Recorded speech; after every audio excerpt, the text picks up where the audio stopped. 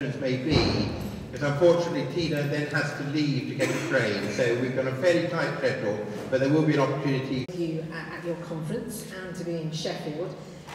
This morning I spent some time with the dedicated people behind Time Builders, which is a charity based right here in St Mary's, whose purpose it is to help people volunteer their time and their unique skills, whatever they are, for the benefit of those around them. So, and I was talking to the boss of Time Builders, and we said that it was very much a charity that builds networks and helps forge communities.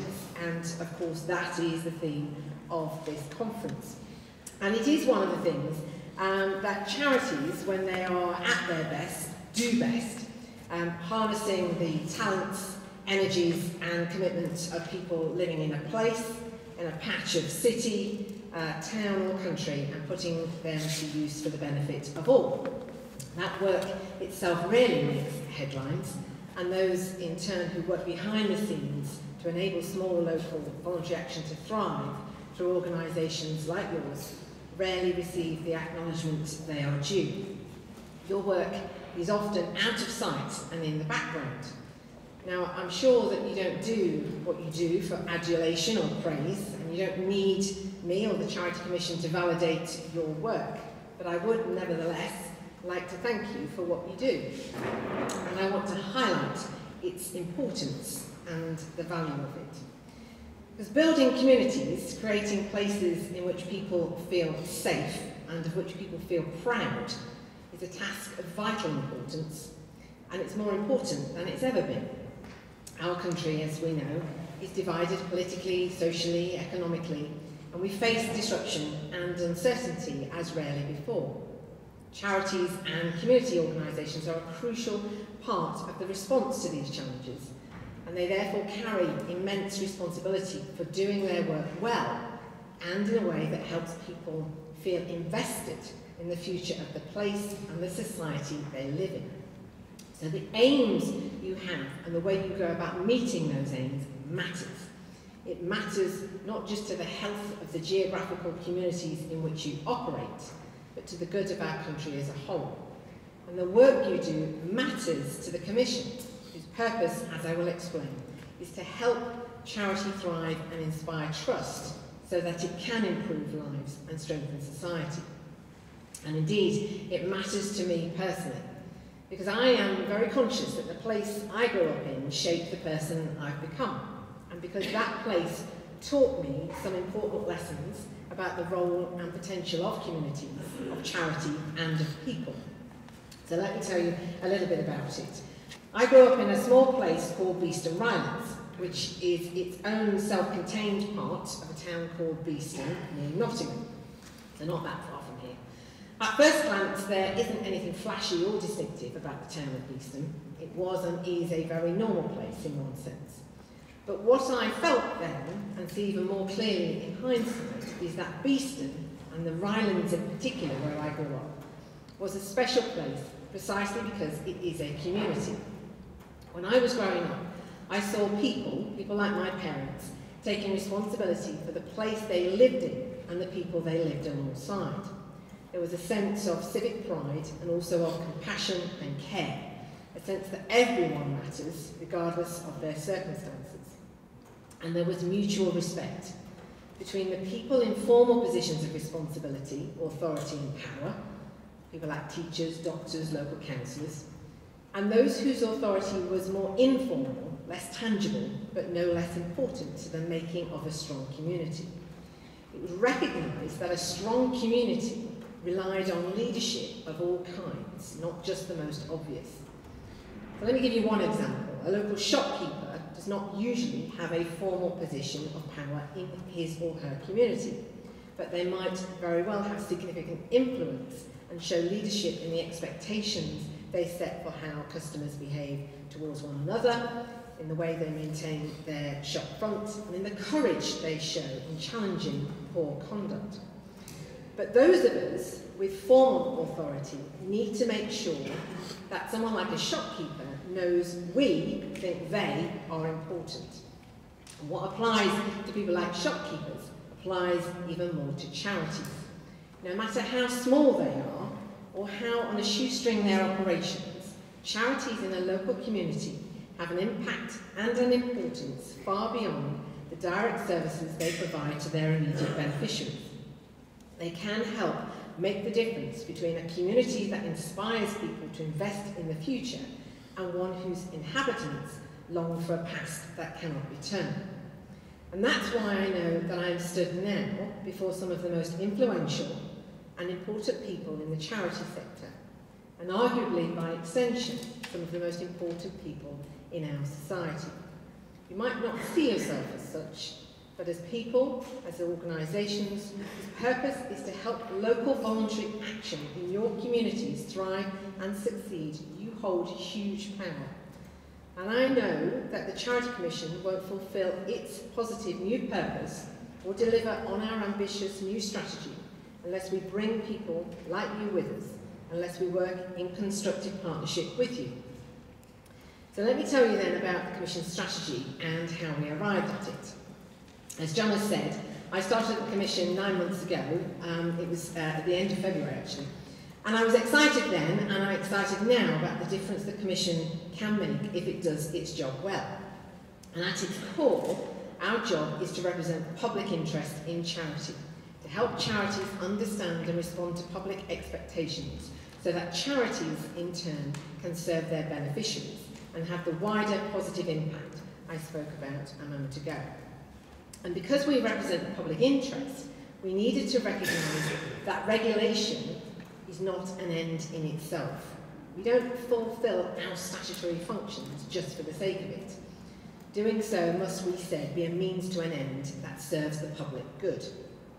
And that end is essentially about what you do, about charity and the difference you make. And so at the heart of our new strategy lies a positive, optimistic purpose. We say our purpose is to ensure charity can thrive and inspire trust so people can improve lives and strengthen society. And to put it another way, we want to help maximise the benefit charity has in our society. Everything we do from now on will be to serve that end. We will, of course, continue to fulfil our statutory functions, registering charities, investigating mismanagement, providing guidance to trustees on their duties. But we'll do so in a way and to an extent that helps us achieve our purpose. But there is a significant hurdle in the way of our achieving our purpose. Early into my time at the Commission came some evidence that charities are not, at this time, meeting their undoubted potential. Research into levels and drivers of public trust in charities revealed that even though charities are by definition organisations that exist to provide public benefit, the public no longer give them the benefit of the doubt. Now, of course, individual people have more or less trust in individual charities. The point I'm making is that the concept of charity no longer evokes an automatic sense of confidence in the public. There may well be all sorts of factors that feed into this change, for example, the general decline in deference to and trust in institutions of all kinds. But I felt strongly that such wider issues should not stop the Commission from asking whether there's something in and about charities that has contributed to the decline in trust too. So we undertook, over the course of this summer, detailed further research. We wanted to delve deep to find out what it is people expect from and associate with charity and how they relate to charity and why.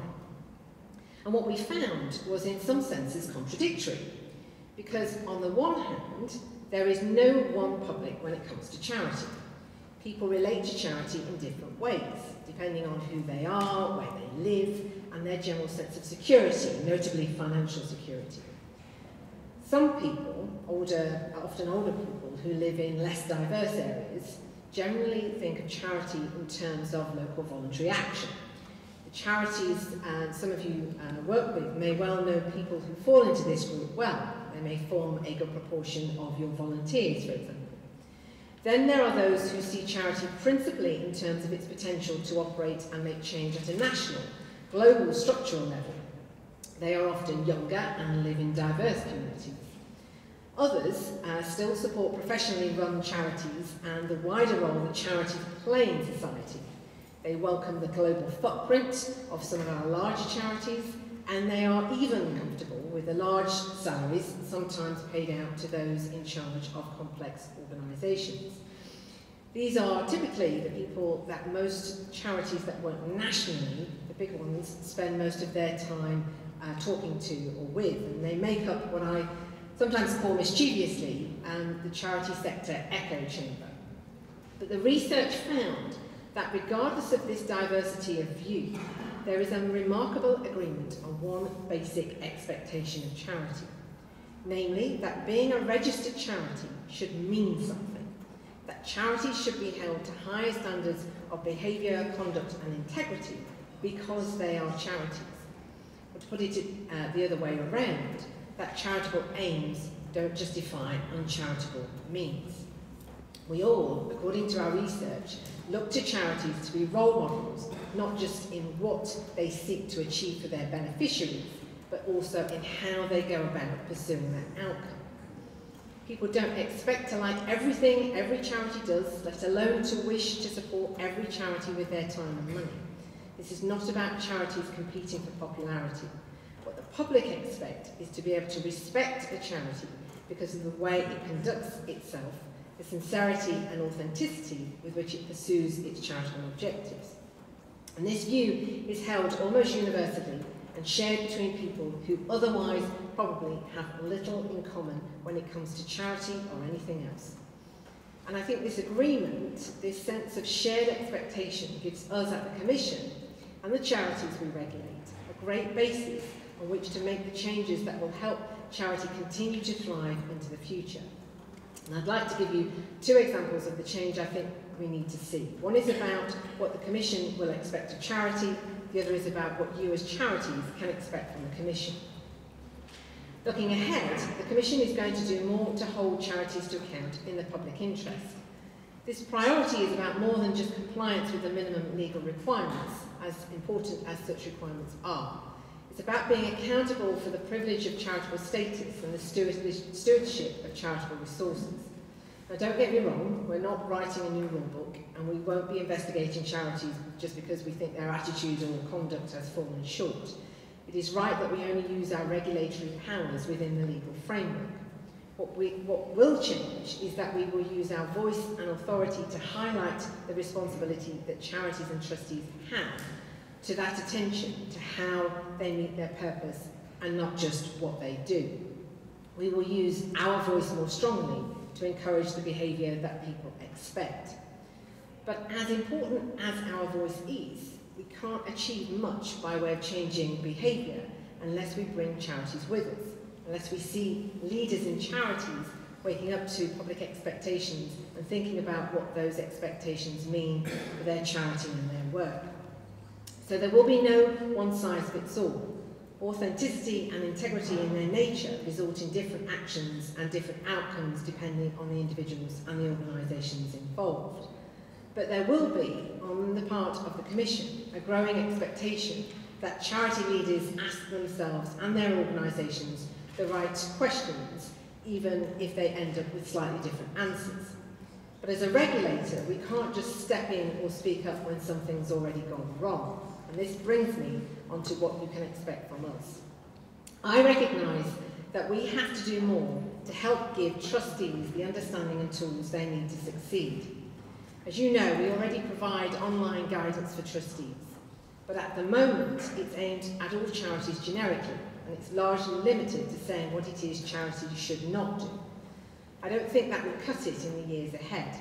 To help trustees get things right before they go wrong, we need to be more targeted in the way we create and communicate our guidance. We need to do more to fit with different charities' needs, including the needs of smaller charities, such as those you support.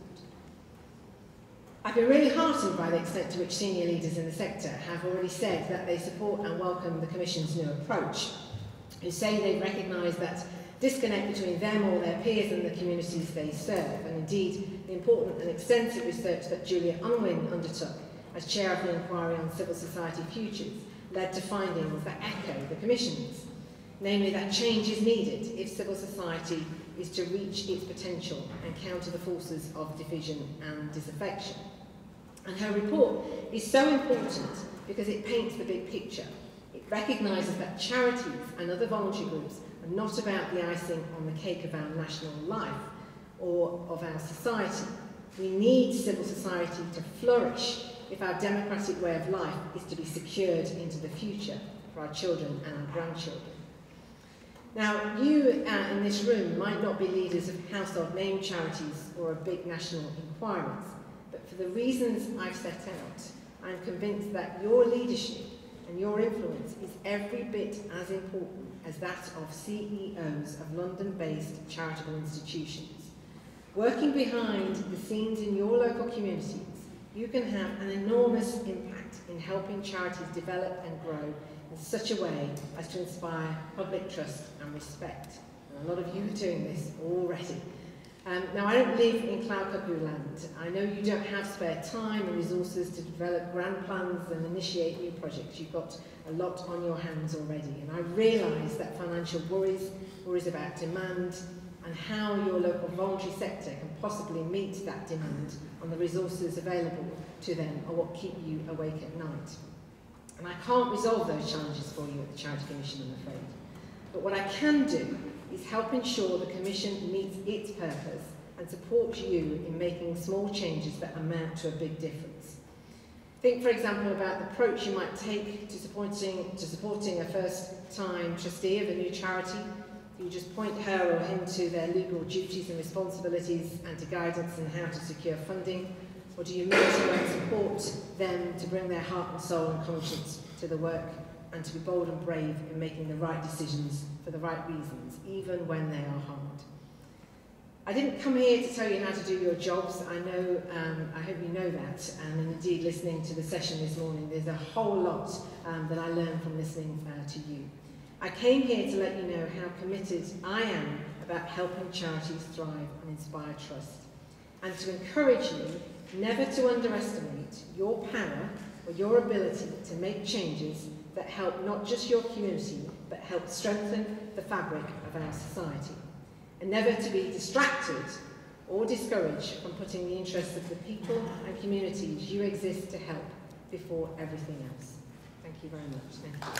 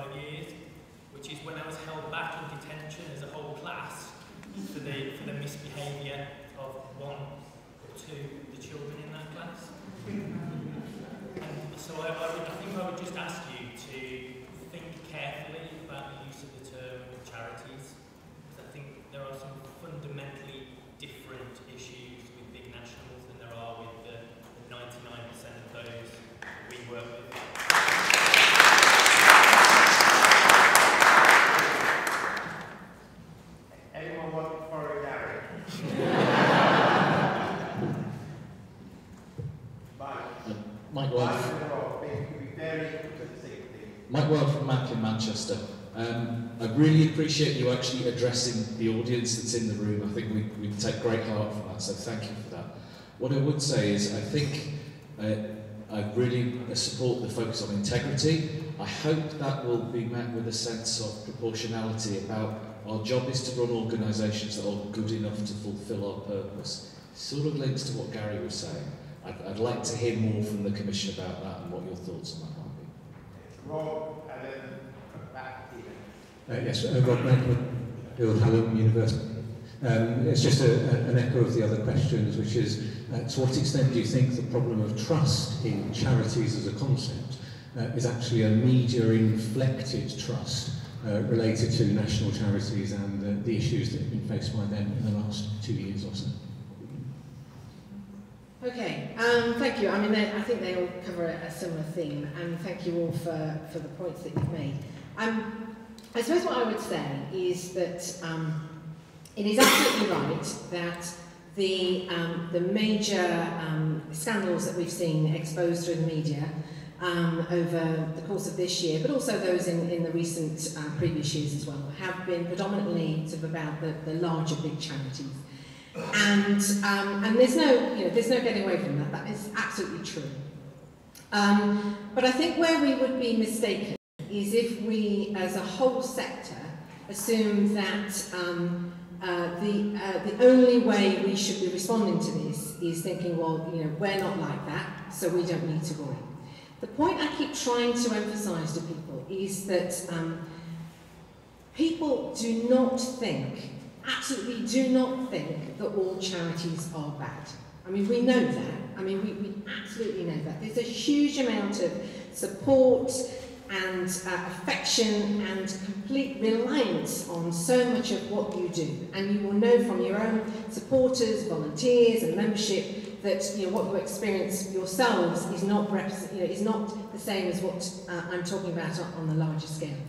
My argument is that what we all have to understand, as a group, collectively, both us, the regulator, and you as charities, whatever size you are, and whether you're a big household name or not, is that people just don't automatically now assume that all charities are good. And instead of responding to that by saying, well, we're not like that, what I'm saying is to people like you, people who are doing the right thing every day, is to say, right, we get that. And what we're going to do is we're not going to try and explain to the public why they are wrong to think that they think that. We're going to say, we get that what you need from us is to keep doing what we do and showing how we do it is in support of what you really want from charities, which is the difference we exist to make. So this is not something to, try really hard not to take this personally, but actually see it as an opportunity to be the leaders that you are for this wonderful sector that you are a part of, and actually set example to everybody else, because that's what you can do, and that's what I'm asking you to do. I think that probably covers all three questions. Thank you so much, I really appreciate it.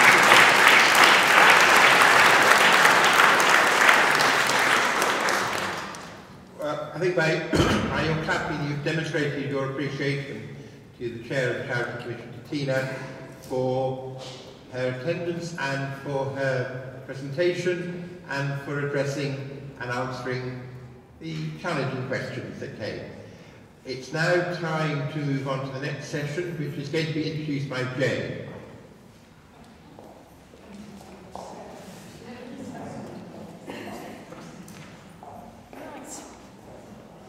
Right, we're on the home stretch now. You see, yes, it's cool. So, quick show of hands. Who was here last year, or not here last year? Who was with us in London last year? Okay, so some of you will know what happens next, and some of you won't yet. So, we're now going to go into our provocations and inspiration session. And for those of you that have not done this before, this is kind of our take on a bit of an unconference approach. It means you get to do some moving around and a lot of talking, and you get to hear some challenging and provoking ideas from 4 brilliant speakers. Sadly, Vicky Browning from Sheffield can't be with us today because she's poorly sick and bad. She's got the nasty bug that somebody was bound to get. But I'm delighted, if I may, to welcome to the stage, first of all, Sue Tibbles, Sarah Hughes, Matthew Jackson, and Carol Blooming. If you would like to come and take a seat, please. Thank you very much. Mike, could I ask you a favour? Could you just bring my phone up? Because I'm going to leave that in a second. Sorry, thank you. So, our speakers have been quite carefully briefed. They have 3 minutes each to pitch to you a provocative idea. I'm looking at Carol because Carol's asked me to squeeze her a couple of extra minutes, but we'll be generous, we'll be generous. So they have a time-limited period in which to pitch to you their provocative idea. I am going to be keeping time. I will tell them when their time is up. If they are still talking when their time is up, they stop talking. I'm really strict about that. Once all 4 of our speakers have pitched their ideas to you, they will go out into their allocated spaces. Can't quite see where all the balloons are, but they will be highlighted. We'll show you where there's the signage as well. And you are then free to go to whichever discussion or debate you want to join. Either for the whole of the rest of that period of time, if you are really taken by something that Sue said or Sarah said and you want to go and just join that conversation, you go and do that.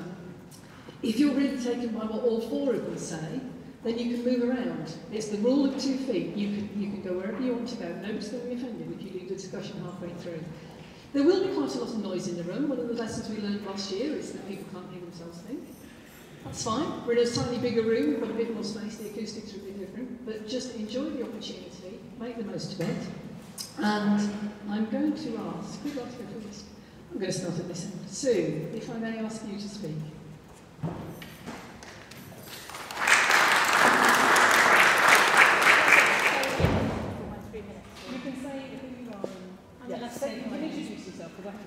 Well, I just want to say thank you very much for asking me to come today. I'm really thrilled to be here, and particularly in Sheffield, where my daughter just started university. Thank you for that. And near a Decathlon, because I need to get my daughter back for Christmas, so thank you for that too. It's all very convenient. But lovely to be here. So, yeah, go on, start the clock. Okay, clock is starting. Okay, so my provocative idea for you is that the power, the key power in society is held by civil society. But it's not something that actually we should be told by those who hold formal power. But I don't agree with Tina that actually our sector is losing any kind of social currency or confidence or trust. I think actually we hold the keys to solving many of the presenting challenges. And I know this because for 18 months my organisation talked to 400 people around the country, and that's what we heard. And it's written up in this report called Social Power. It's how change happens. It's the role civil society plays in forming change, and it tells us why the keys are in civil society, but it's what social power, the concept, is there to say. It's what civil society can do when working at its best. Right. That's okay? 2 minutes.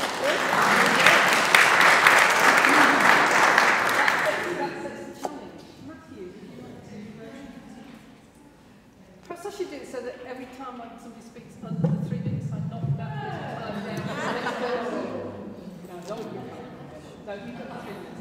Okay, afternoon everyone. 10 years ago I met James for the first time. James was the managing director of a recycling and waste company based in Manchester. And I met James as part of a project I was doing for the think tank I worked at the time. We were surveying suppliers to Manchester City Council, and we were trying to find out what they were doing in the wider community and what benefits they were bringing for people and the economy. And the conversation started with a question of why it was important that James delivered a good service through his contract. And he came back with 3 quite standard responses. It's important that we deliver efficiency, so we make savings, we deliver cost savings. It's important that we get the next contract as an organisation, and it's also important that we deliver a good service. And it was at this point I started looking out of the window of the quite precarious porter cabin I was sat in. Not because I was bored, but because I wanted to take in the surroundings that we were sat in. And we were sat in Gorton, and we were sat in one of the most deprived neighbourhoods in the country. At that time, about 70% of the working age population weren't in work. About 50% of the population had no skills. And I said to James, what are you doing for them people out there? And James, he kind of looked at me quite blankly. We're not really doing anything. We're just getting on with delivering a waste recycling service. So I said to James, well, if you're going to win another contract with Manchester City Council, I think you should do. So 10 years on, I met James in March of this year, and I met 3 of his employees, Chris, David and Gary, who were from the same family. And I said to James, "So how's business, James?" He said, "Oh, it's great. We've got a new £5 million contract with Manchester City Council. Brilliant." And actually, I took your advice, Matthew. We started to think about people, and we started to think about our direct surroundings and the neighbourhood in which we're based. And Chris, David and Gary have been out of work for a combined period of 22 years. And none of them had any qualifications, and they all had health issues. And what James did was to give them a chance. I think the topic of my provocation is about how we change the way in which we do procurement. Yeah? So if we change the way in which we do procurement, we can actually change people's lives. So that started with the direction of Manchester City Council, thinking differently about procurement, wanting to go beyond cost, wanting to go beyond quality, to actually think about social value. This is 5 years before the Social Value Act. Yeah, see that. Okay. This is down to a think tank influencing the way in which people think. But most importantly for me, this is about the way in which business operates. There's far too few businesses in the country that actually think in a socially responsible and a kind of cooperative way. So that's what I wanted to provoke. We need to think more about people when it comes to spending public money. Thank you. Oh.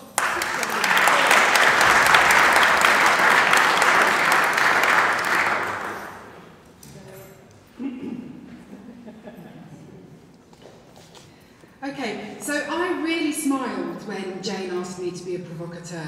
So I spend much of my time nowadays roaming the halls of Westminster. And believe me, being a fat, tattooed, feminist, Guardian reading, vegetarian social worker in the corridors of power is provocative enough. But anyway, we do move on. What I'm actually talking about today is power. So I didn't really know what I was going to speak about when Jane invited me here, until about 2 weeks ago. We were hosting an event in my organisation, and we were having a break, and we were trying to galvanise the people back into the space. It's like herding cats, just like it's like herding cats with you earlier on. And my junior comms person said, she got a microphone, she said, "Oh, we need to find a man." So she found a man, gave him the microphone, and that man tried to pull the people together again. It didn't work. So I just looked at her, didn't take the microphone, and just stood away and called the room to order. In my colleague's face, it was an epiphany. And what she said to me was, you don't need a microphone, you don't need a man, you need to have power. And you know, it got me thinking. I've always known that I'm powerful, always. And I recognise the power in others. What I do not believe in is, I hate the term that we throw around in charities all the time, we empower others. That's like a kind of bestowing of my little bit of power onto you. No, we must recognise the power in the people that we work with. When we recognise it, they take it up and they own it. So I guess my provocation to you is really, what does your power look like? We are in the business of civil rights, and Malcolm X once said, for power to stand up, it needs more power to step forward. And so that's what I'm inviting us to do. I'm inviting us to take up our power with values, with grace, with dignity, but don't shy away from calling it what it is. It's power, and we in the charity sector have got to get better at calling it out.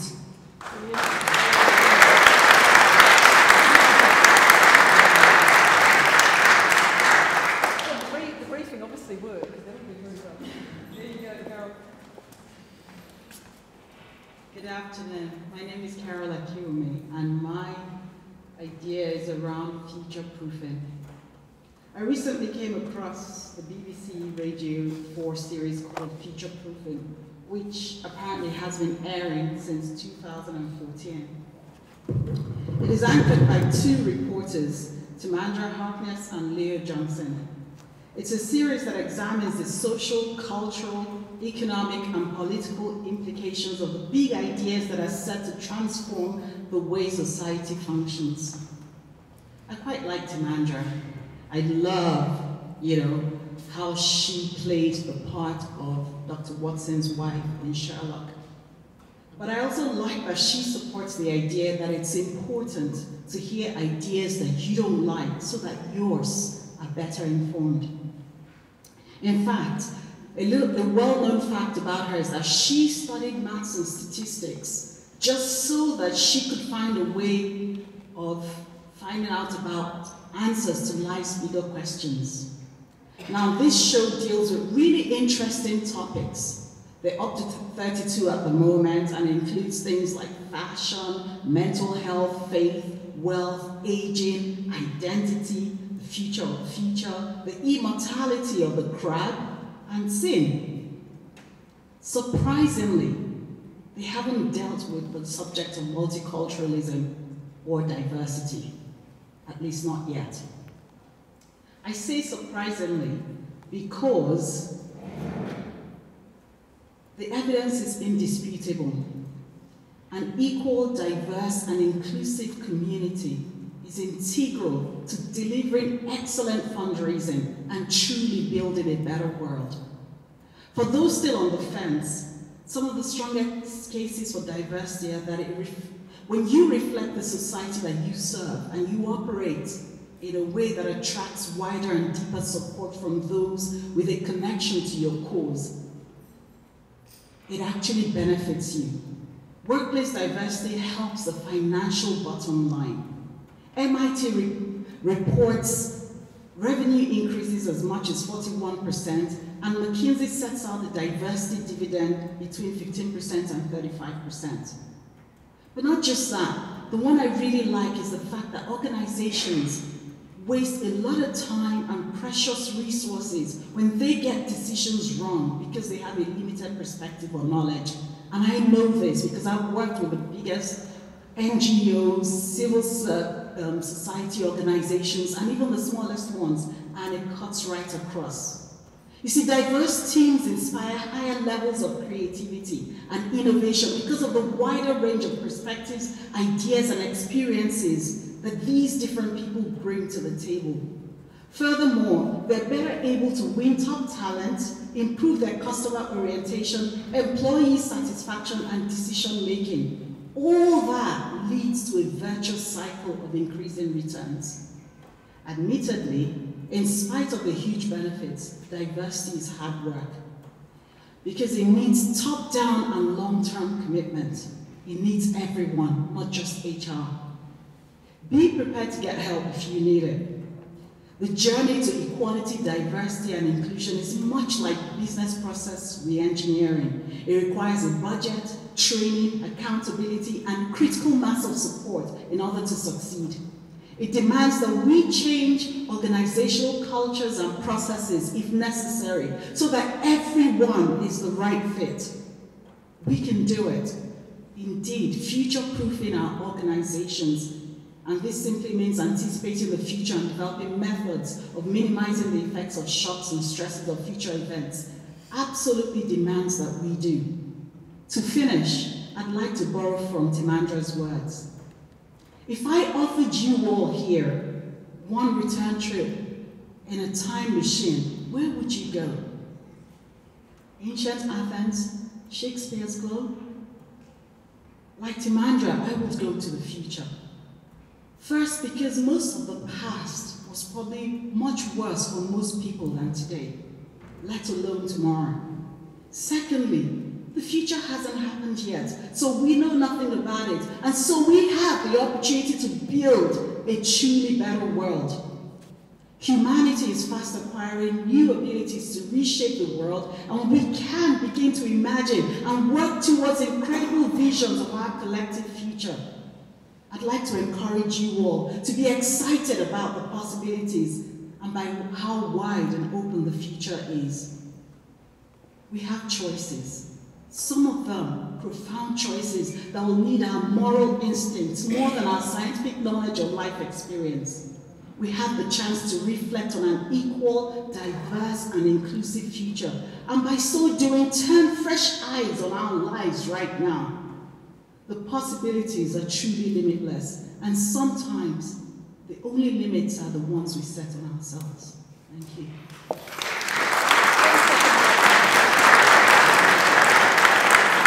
So, some great ideas there, some great topics for discussion. So I'm going to try and make sure I get this in the right places. So if you would like to talk to Sue about social power, it's yours, wasn't it? So I asked them all to give me one word, 2 words. Sue's talking about social power over in that corner with the gold balloon, the gold star. Sue gets the gold star. Sarah talking about good power here with the red heart. That seems very appropriate as well, doesn't it? Yes. Hang on, I've lost my labels. Hold on a second. Influence is Matthew over there in the corner, and future-proofing there with Carol back there with the blue one. Does that all make sense? Pick up your chairs, move around, have a good old discussion. Feel free, go grab a coffee if you need to, and we'll be back here at about 10 to 3.